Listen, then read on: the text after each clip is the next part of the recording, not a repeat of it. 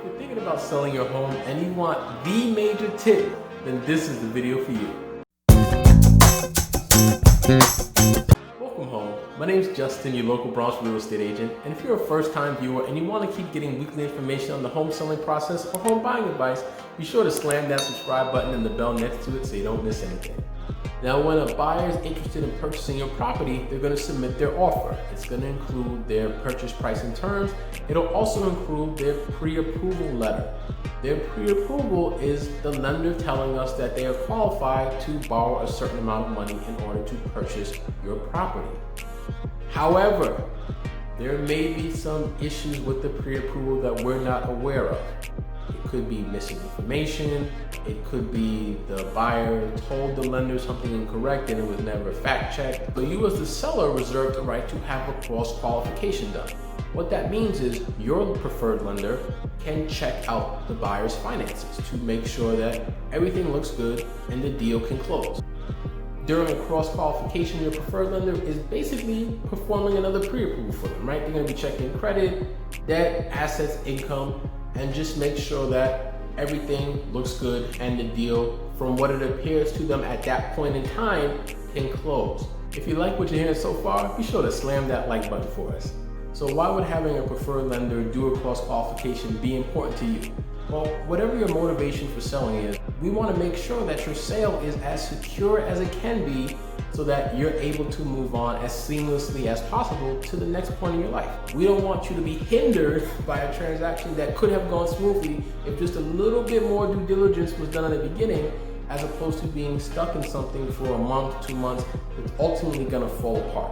A cross qualification also does not mean that the buyer has to use your preferred lender. They can still use their own. It's perfectly fine.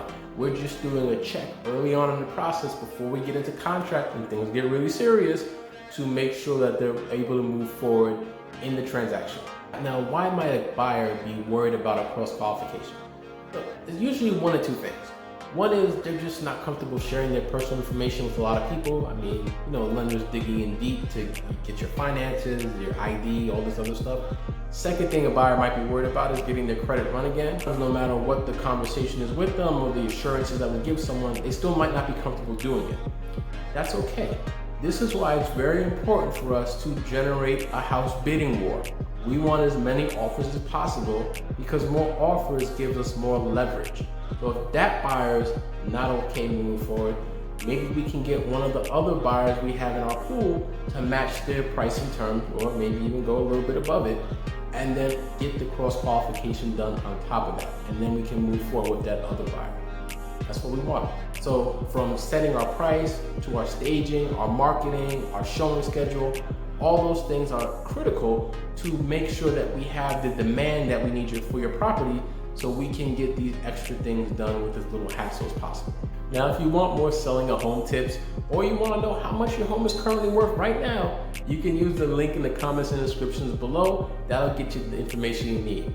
For my folks that are thinking of selling and buying at the same time, or whose purchase is contingent on the sale of the current property, there's a video up above that I encourage you to check out. It's going to be super helpful.